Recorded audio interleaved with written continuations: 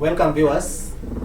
This is Dimba la Siasa, kileta kwenu nami Michael Oduol aka mwana wa askofu ama the deep state himself. We're back. We're going to check on net transfers. Right now, which are the possible winning transfers that you are seeing working from the Mount Kenya region, Banauti? Okay, Mount Kenya region, Yeah. we have got like on the side of the team of Earthquake, Kwanza, they call themselves Kenya Kwanza. So we can see that the possible lineup, we have got to be this lady called Kandara MP, Alice Wahome. And we have got Martha Karua tayari yako huko ni 50-50. So we have got the definite people who are already in the team. We have got Rigathi Gachagua. But Rigathi Gachagua is shouting much, but I've just realized that is a first term. He's serving his first term as a member of parliament. Yeah. Alice Wahome at least is serving a second term. But so those ones are the option. And then there's one person who has kept people in dilemma, who is called Moses Kuria. Yeah. So we are trying to check which team is subscribing to. But his post on social media cannot help us, because sometimes he's posting pro Raila, sometimes he's against Raila. So we are wondering which side is angling for. Yeah. Yeah, so tukiangalia also have the Miguna side, maybe he's there. Oh, Miguna is in Kenya. So we cannot talk about Miguna. Yeah. So it is clear that Ruto's running mate, depending on the inroad, Ruto started campaigning almost immediately after the election, yeah? second term. So the inroad he has made in central areas, force is just making him. He cannot look for running mate elsewhere. It has to be from Mount Kenya region. And Raila to make the game balance has to go to the same area. Yeah? And because that is what I told you, that is the Ohio we have, the swing state. And it is the area that has got the highest vote. By the way, yesterday, a day before yesterday, I had Jimmy Wajiki, talking about like if Lower Eastern and Mount Kenya combined, they have a total, if they vote to the last man, they have a total vote of 46%. Yeah. So it means that Kalonzo is also can be another horse if at all they can get every man to vote. So 46%. So it means that elsewhere, they only need like 5%. Yeah, 4% plus one vote. Yeah. So it means that area, this voting block, which is called Central Kenya, or we call it Mount Kenya, it is some area that we cannot just take it for granted. Yeah. Banachiti, looking at the pattern from our Mount Kenya region, you see the age of 40 and below, 40 and 18, they are supporting Ruto. And you see 45 onwards, they are diehards of Raila. What brings about this difference? Jambo la kwanza, asante sana bwana Mike. Jambo la kwanza, nafikiria kwamba Ruto amekuwa na umaarufu wake katika eneo la Mlima Kenya. Kwa sababu katika uchaguzi uliopita Ruto na Uhuru walikuwa katika timu moja. Na I think ule umaarufu wa Ruto uliongezeka wakati ule, na kwa sababu ya pia mambo ya ICC wakati ule. Lakini nikiangalia, nimezungumzia nikasema ya kwamba kuna jambo la muhimu sana ninapoongelea kuhusu mechi zinapochezwa, na nikasema mashabiki ni wa muhimu sana kuweza kuwazingatia. Yeah. Kwa mfano, tukiangalia katika historia ya upigaji kura katika eneo la Mlima Kenya, sija kuwa na wakati, nimekuwa nikiwa na wakati mgumu sana nikijaribu kuangalia ni wakati upi ambapo wapigaji kura wa Mlima Kenya wamekuwa wamepiga kura kwa mgawanyiko. Of course wakati wa kampeni unapata kwamba kuna wale ambao wanasapoti mpinzani, kuna wale ambao wanasapoti yule ambaye ameweza kushikwa mkono kwamba akaweze kuwawakilisha watu wa Mlima Kenya. Na utapata mgawanyiko huko, na nafikiri kulingana na mimi that is the trick that people from Mount Kenya have been trying to use to ensure that they remain unpredictable. Lakini ikifika wakati wa upigaji kura, hata yule nyanya mzee ambaye hajui anapiga wapi anaelekezwa, anaambiwa. Lakini sasa nafasi wakati huu kidogo kuna tashwishi mahali. Kwa sababu gani? Hizo nyakati zote sehemu ya Mlima Kenya wamekuwa na mgombeaji. Lakini safari hii ijapokuwa na mgombeaji, nimeona Wairia yuko pale na wengine, lakini hawajamtambua ama wale wengine.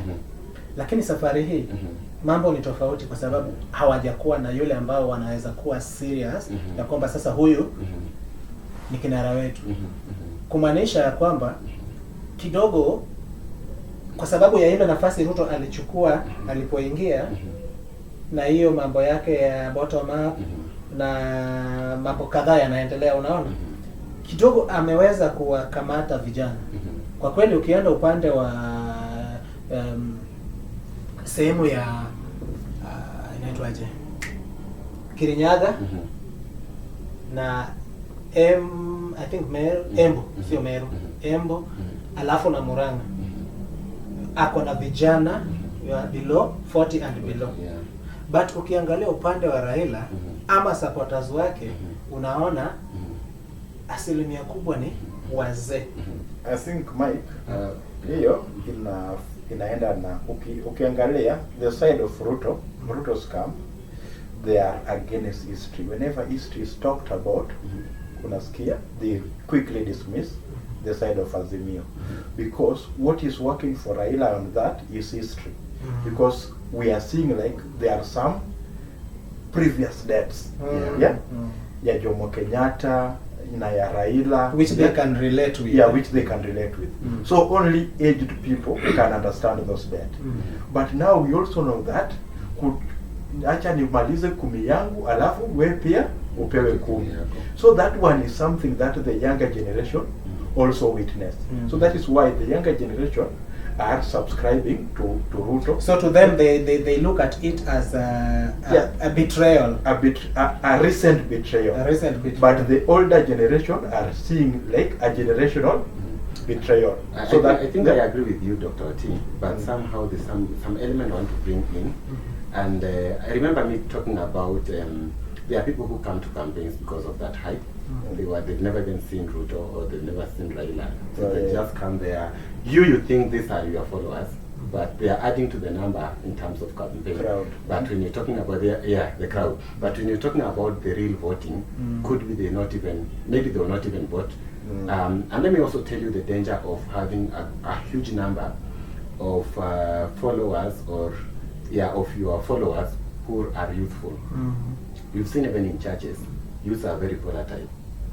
I mean, their decisions are not concrete because they still have a lot of things they juggle in their minds. So for me, that is the danger that maybe we say now Ruto is facing, especially now that youth of Mount Kenya are concerned. Kwa sababu inaweza fika mara ya mwisho na upati ya kwamba sera ambazo ama manifesto ambayo Raila amekuja nayo pengine imewagusa zaidi kama vijana kuliko. Of course kuna story ya kwamba anasema Ruto anasema kwamba ataleta pesa mashinani na a certain percentage lazima itafika. Lakini tuongelee kuhusu historia, maana historia haifutiki. Anything that is done and the public has witnessed, you cannot erase that from them. You see. Na tuangalie katika chaguzi zilizopita, wakiwa katika timu ambazo walikuja nazo wakati ule uliopita, kuna mambo ambayo waliahidi Wakenya wakasema atatekeleza na hayakuweza kutekelezwa. So Wakenya wataangalia mambo kama hayo. Raila pia wakati alikuja na ile timu aliyokuja wakati ule, kuna mambo alisema atatekeleza, lakini kwa sababu hakumalizia kuingia katika government hakuweza kuyatekeleza. Lakini hatuwezi sema kwamba Raila hakuingia katika government kwa kufikia muda fulani, aliserve na mpaka sasa hizi tu ako katika serikali. Ni nini ambacho anakufanya kutekeleza, kuhakikisha kwamba ile manifesto aliweka wakati ule inakuwa kutekelezwa. So these are some of the things that these voters will look at. And for me, I think then I would say that the Raila stands at a higher, a better position, being that when the older generation gives you that assurance, then they are not more likely to leave you than the way youth can do. Yeah, that's what I and then Mike, I think we talked about earthquake, but the real earthquake is when it is yet to come. Because when do we expect that? In politics, one day in politics is more than a year. Like something we have a game changer. Yeah. Yeah. It is said that the president right now is planning to move and reveal the reason why he dumped his deputy. Why there is friction between him and the deputy. And there is where I mean the strategists of Azimio are saying that when that time comes is when people will start scratching their head. Hey, when ilifanyika hivyo? Yeah?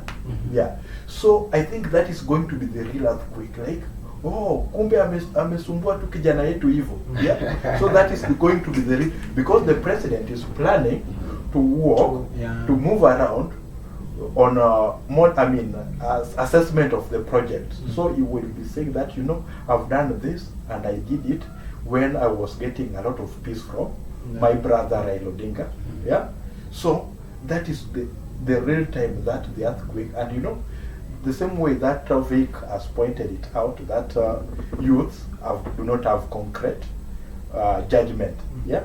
So their idea can be easily swayed away. Like they can talk about, I'm doing this, and the next time, you know, they can quickly change their decision. So their decision, I think, will be going with what the elderly have decided. Yeah. Let's switch gears. Kind of thinking loud. Yeah. In most cases, we see the campaigns, like in Nairobi, for example. Yes. When our politicians, when they conduct their campaigns, wanakimbilia maeneo kama Kayole, those Kibra, Kawangware, you see, huko mahali watu wako chini.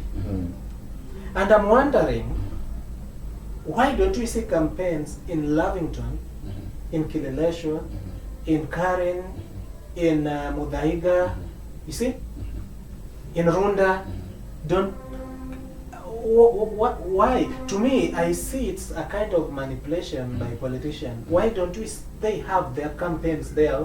They make noise among themselves in those areas instead of coming to even vitongoji duni. Why is that happening? All right. When you're talking about voting, Mike, we're talking about numbers. Yes. And when you look at the population in, say, Kayole compared to Lavington, you realize that most people are living in Kayole, and for you to pass, you need those numbers. That is why you find. But these are all Kenyans. Yeah. Because I need to be represented. In as much as I am living in Lavington, I also have some issues that I would like to be articulated by the government. But now, you see, most issues that are being solved, they are the issues that are concerning watu wa chini. For example, now when we talk about bottom up, or we talk about the 6,000 package, that 6,000 package is an insult to somebody who is living in Runda. Yes. So I was talking about numbers, and then once now you narrow down to what is this in terms of manifesto, what am I saying? Because you realize over and over again for like, I don't know, 30 years now, the manifesto, the main manifesto we are talking about here, it has been the same. We're talking about infrastructure, we're talking about health facilities and all that, good water for drinking and all that. And you realize people at say the Kitusuru and those people are living in posh areas, they can easily afford this. They already have it. If you're selling this to them, it's like those are non-issues for them. But if you're selling these things to someone living in Soweto or living in Kibra, they can easily relate with how you want to improve their lives other than that other person there. Of course, these people being that they already, I can say they have already made it in life, they are aware of what they want and the kind of leader they want. They're even following how these leaders are going to mashinani kwenda kueneza sera zao, na wanaweza wakajifanyia wenyewe judgment ya kwamba this is the kind of leader that we are going to support, much as he wants people from say huko mashinani wakaweze kumpigia kura. Oti, what's your take? Okay, my take. Partly I will agree with Mike that it is partly manipulation, and nearly wholly I agree with Vic. Politics is about number. You'll go, for example, the area where I take my vote is called Kayole South. You'll find that area, the population density is very high. Like it has like 77,000 people in a square meter, which is less than 3 kilometers. But for you to get 77,000 people in Runda, you'll have covered more than 9 kilometers, 9 square kilometers. So we go where this number, and you know, mostly if you go to places like Runda, you can reach those people via different platforms. But here you get to places like Kayole, Soweto, Kibra, Kawangware, you might find that they do not even have television. So you have to go there in person to tell them your things. Now if you find the agenda that these our politicians are selling right now, they talk about comprehensive healthcare, which is free NHIF. Those people in Lavington do not even need NHIF. They have resolution health insurance. So it is something that you cannot sell to them. Like we are bringing money that you can use in business. They are doing business already. A lot of family business. Unless they are the owners of those businesses, now you're telling them we'll keep it tender. And the extent that I want to say that it is manipulation, when former senator of Makueni died, we saw that these people, rich group, were exposed. The daughter was the person who was supposed to vie, Kathy Kilonzo. I remember. I think you remember her. But we realized that she never had a voting card. So what is the need of going to campaign in an area where you're voting for somebody who does not have vote? People who do not have vote. And again, what you do not know, or what you should not, you should also know that in this area, the areas that we refer to Kitoko, Jidune, nearly everyone who is living there are Kenyans. But if you go to Lavington, those ones are multinational citizenship. So you'll find that you go to campaign, you realize that the people who you are campaigning are not even voters. So I think for me now, now that you brought this up, I think for me the issue is numbers and what is it that you're selling, because is it relevant to the people you're communicating to?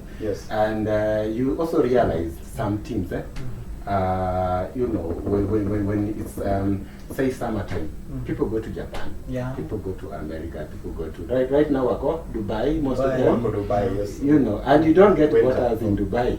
Once the campaign is back, you go back to either England or Spain. You get what I'm saying? So I think for me, when you're addressing the right people, that is when you have clear chances of you winning, and that is what they are trying to do. And we've seen it. People come here, they campaign, and then once we vote them in, you'll never see them again until almost the next campaign ndio unakuja unaona tena barabara zimeanza kuchimbuliwa, they leave the road, wanakwambia sasa mkitu vote tena tutamalizia hii barabara itakuja mpaka kwako. Now we are going to do something. Now we are going to do something. And let me think, Mike, Yeah. just to add, like these politicians are also, they like going to places where they have got passionate followers. Yeah. Do you think somebody will hold a placard for like? No. Have you seen our youths are very energetic? Like somebody a DP can have a rally for 2 hours, and someone is holding a wheelbarrow. For I remember that guy minutes. was on top of a tree. Yeah, yeah. Was it Yeah. in Kakamega? Yeah, And then the politician is talking and he's doing his own stuff on top of a tree. Yes. That's the kind of energy these politicians Yeah, need. they need that. Yeah. That passionate. Like in Karen, nobody will do that. No. Nobody. They don't have time. They don't They're have busy time. in their companies and so on. Yeah. Now what we are going to do, Yes. we have the 6,000 pack, Yes. and we are going to Oti, you will take the 6,000 pack. I'll give you the bottom up. Wheelbarrow. I'll give you the wheelbarrow. All right. Now, what we are going to do is simple. The wheelbarrow side. Let me start with you. From me, you see, the business that a common mwananchi, somebody who is at the lower level, can start is rearing chicken, poultry. But now I see this guy, he wants to be the president, for example. But now he has become a competitor with the people he's saying he's going to motivate. Recently, we had the information that he is keeping chicken that gives him only eggs 1.5 million per day. All right. To me, I have a feeling that this kind of a business, he should have used it to motivate those young guys and then tell them, guys, after you doing all this, now come, I show you where to sell your eggs or your chicken, or I can give you a market in my hotels. And don't you think this is just kind of manipulation in a way? Okay, yeah. I think we may view it in different angles. And of course, he may also be setting, being a role model to the wananchi, so that they know there are opportunities, and if you go you approach it from this direction, you can be able to. Now, but I think for me, let's address the real issues that wananchi needs, and you're talking about empowerment. If you bring me a few bells of unga because during the campaign, and you think that you're now buying me so that I give you, I think you're not helping me here. no. And we are talking about empowerment in terms of one, education, because nowadays in Kenya, actually not nowadays, Kenya is one of the countries where education is very expensive. By the time you are done with the tertiary education, tertiary level, you've really cost a lot of money.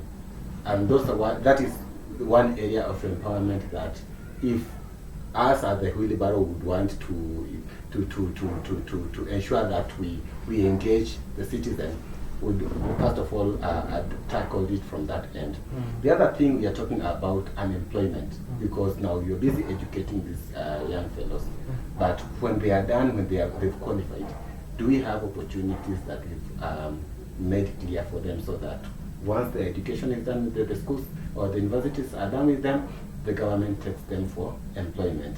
And we're talking about employment here, we're talking about organization, we're talking about entrepreneurship, we're even talking about opportunities in the diaspora. But what channels have we created, or are we willing to create to ensure that this happens? The other bit that I talked even about entrepreneurship is what now we're talking about here, and the kind of environment we've laid out for entrepreneurs to thrive. You know, tuko na vitu ambazo zina restrict sana watu That being one of them, ya kwamba unaniambia kwamba utanipatia opportunity nikaweze kufuga kuku, lakini wewe ndio unafuga kuku wa kwanza. So hata wale mabwenyenye ambao ningewafikia niweze kuwapatia mayai, wewe tayari ushapatia. Watu hata ushakwenda mpaka international. So for me, I think that is the approach that we should take, and then now ensure ya kwamba tumehusisha kila mtu katika utekelezaji. Ndio maana economy ikiendelea kukua mpaka mwananchi wa chini pia naye anaweza kufikiwa. Sijui kama nimejibu swali lako. I get you. I'll come back to you on the same. Bwana Evans, 6,000 pack ya baba to the common mwananchi. Of what impact is it going? Yani itasaidia mwananchi kiasi gani? Because looking at the economy right now, you are giving me 6,000. How is it going to ensure that this 6,000 imefikia the intended person?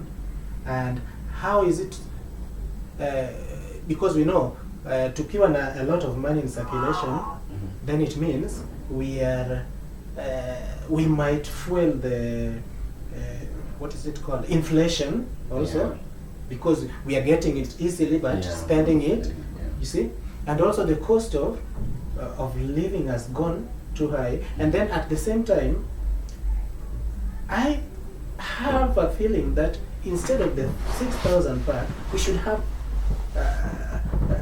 a model that is going to propel me to get this 6,000, because now if I get it my own way, then I'm going to use it wisely and invest. But if you give me just 6,000, to me it's like an abuse. To the common. I see it's like a manipulation, just in the other way.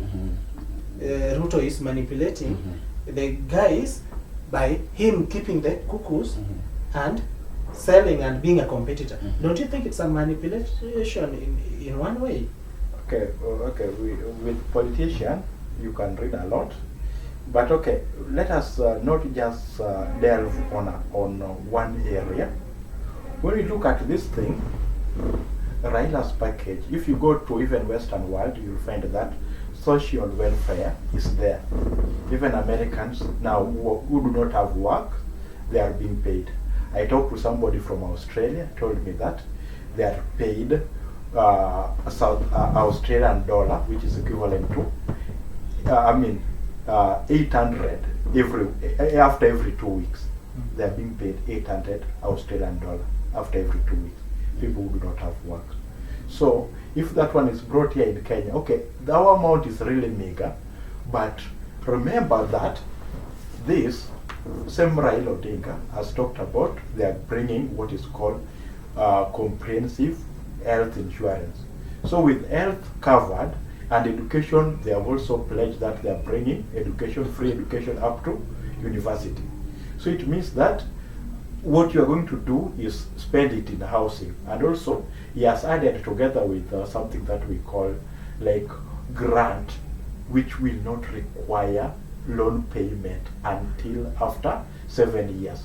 So it means that if the government gives you some grant of to start a business, and they will only require that money after 7 years, so it means that they have given you time for your business to grow. So it means that you will find it that it is better for you to do something rather than getting that money. Like if you can get that money, if you can be given money to start business, so it is better you go for that money. But this money makes difference. Consider that we have got this money will be targeting homes that do not have anybody generating any kind of income. But in a way, yeah, I see a situation whereby we are going to promote laziness in our community, because somebody will just sit down. I think and say, for me, at the end of I think for me, Dr. Oting, yes, the question is, as I'm giving you this money, yes, what is it that you're doing to ensure that you also free this money from you, so that we can also assist another household that have not yet made it in life? So, and you see all those countries you're mentioning, Australia, yes, we also have Germany, Finland is also there. There are conditions before you're even given this money. It's either you're in school, that you're being monitored by the state, which upon completion they look for a job for you. So they keep on monitoring you, and you have to play the bargain on your end. Ensure that you don't miss classes. Maybe even they have a system of tracking how you go to libraries, how you're responding to education and all that, so that now you qualify to be given that money. So for me, it's the package is there, but so that you ensure that it doesn't promote laziness. Put measures, put conditions, so that you don't have people, because there are people with 6,000, they live a life, you know, comfortably. They only need 1,500 for rent. The other one, they look for food, najaba, and there they are for the rest of their life. They are not ambitious, but we are not promoting citizens who, and we don't want to promote citizens who are not ambitious. You know, we want you to move from 6,000 to say 160,000. Yeah.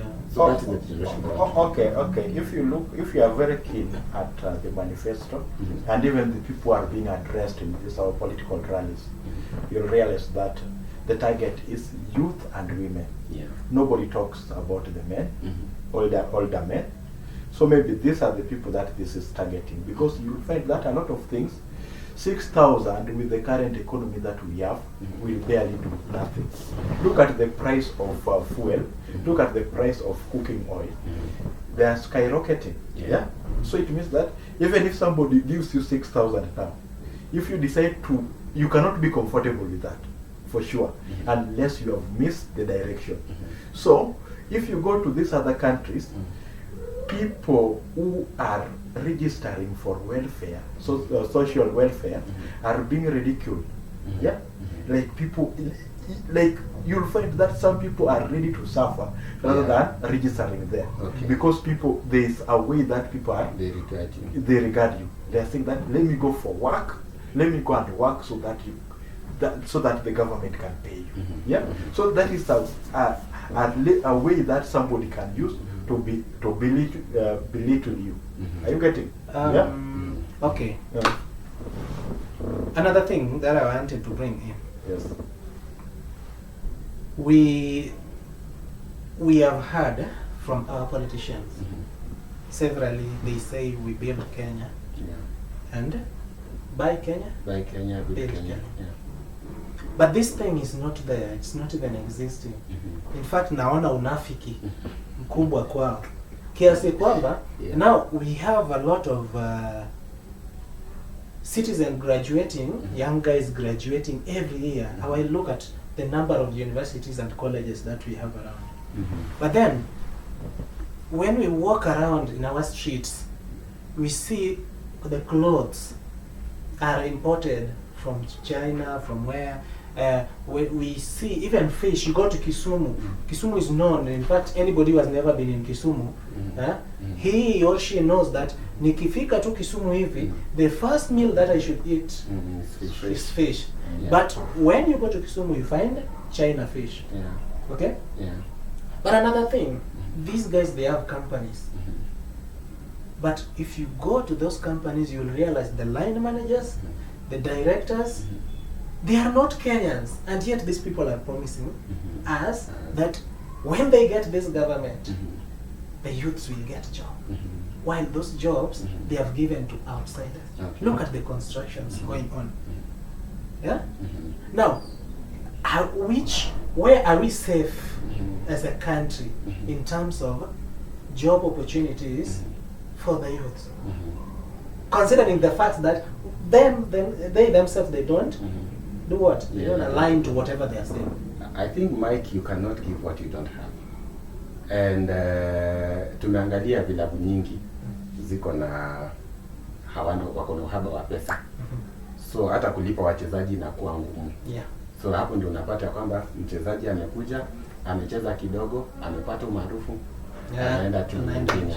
Unaona? So tukiangalia haswa hapa tuko na ahadi nyingi ambazo tunataka kupatia wananchi wetu, lakini tukiangalia in terms of resources ziko kidogo. Ndio maana unapata hata hatuwezi kuwa na fedha ya kujikimu sisi kama nchi. Ndio maana unaangalia we are looking for partners, donors, and when these donors are coming with their resources, they come with conditions. No, my concern is, you see, we should not preach water and we are taking wine. Yeah. I know Kenya, mimi ni Kenya. Yeah. I love my country. Yeah. I see the suffering of my people. Yeah. I know the problem is job opportunity, but I have little opportunity in my companies. Why do I export? Why do I import labor from outside? While we have people. That's what I was saying. That's why I was saying, like the problem is when we are seeking for help outside our country, the kind of help we get, it comes with conditions, and some of these conditions is what is limiting. I was watching a documentary of Ghana. They have an area around the shore where they have oil, and then most people staying in that area, they are living in poverty, high level poverty. So they promised the residents of that area that will take you out of this place, to settle you in another place, have sponsors come to dig this oil, and then it's going to benefit you. And they promised them jobs, they promised them a better life, they promised them education and all that. But when eventually the Chinese contractors came, the only thing they gave them was tarmac road, yenye not even a quarter, even a third of the residents have vehicles. We call that white elephants. You know, you're giving investment that you cannot even manage. They even placed taps zenye hazitoi maji. Strategically. Yeah, strategically. But ukifungua maji haitoki. So this is the kind of things that we are talking, and this is real in Africa. That of course we are promising big things to our people, but we cannot sustain that because of the terms and conditions that comes with the funding that we are getting from outside. Right now we are talking about repaying some of the projects that we are doing in the next I don't know how many years. Even some of the coming generation will repay for that money and will not be able to have finish it. So those are the kind of challenges that we are having, and we have to face it. Tukivaa bandi ya Kenya tukisema kama tunajivunia with all the challenges that we have, but of course all these are zimesababishwa na sisi wenyewe. Mr. Evans, amesema kidogo tuna uhaba hapa Kenya, but at the same time, you see, we may not have qualified professionals. But since I love my country and I see the suffering of my people, if I've invested in this field and this field requires this kind of manpower and this technology, then it means out of the smaller percentage that graduate from my place, from Kenya, from our institution, can't we have them go outside to that particular country and then I expose them, then they come and bring in that input to those strategic companies, if it is mine, if it is the states or whatever. Why can't we do that instead? Wana tuletea, they already made, wanafanya na wanachukua pesa zetu tu wanapeleka. Okay, what is happening? I agree that our labor market sometimes we underlook it. We don't rate it that much. But because you'll even look at the printing of the T-shirts now, you'll see most of them are being printed even outside. Yeah, not here. But those ones might go to the things that we have, like lack of those technology, like machines, and the tax that we have here in Kenya. So there's something that this politician talk about, value added, whatever. Yeah. So you can there are things that if they are produced here, like a trouser, if I send you to go to EPZ and buy a trouser, you might find that you cannot afford it. That is what is making us even buy things which are called mutomba. Yeah, the second-hand clothes. It is practically what we can afford, because if you look at the tax that we have here in Kenya, there are a lot. The cost of production will even go higher. And then talking about competence, like workers, why we are allowing workers from other countries, to work here, and we are not giving our own people from our universities and college preference. That one will go to our kind of education. The education that we have here is questionable. That is why we are doing overhaul. You look at we have now come with CBC, because we realized that the kind of education that we had was not practical. Like, you go to school, it is about theory. Like, what you have, you cannot apply it to real life situation. So we realized that we need to do something from our education. Like, look at this country. This country is whereby it is said that we depend on agriculture 80%. Agriculture is supporting our economy by 80%. If I take you to primary school, agriculture is not even a subject. It is not there. Yeah? Yeah. So it means that our priorities are not right. Yeah? Whatever we are doing, like now, if we retire from these cities, we are going to do farming when we have zero knowledge of farming. Yeah? So our priorities are not right. We do not have the right priority. So the manpower, and then we have got something which we call treaty. Mike, ask yourself the reason why our rivers, even when we are preserving the Mau Summit, Mau water towers, yeah, our rivers are the ones that are feeding Lake Victoria. Yeah. And do you know that you cannot use that water to irrigate your farm because of the treaties?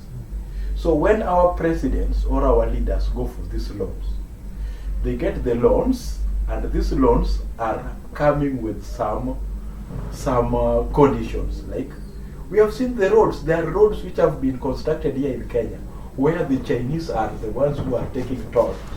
That toll, the money that is being collected, they are the one collecting it directly. Yeah, like the SGR. Yeah, like this SGR.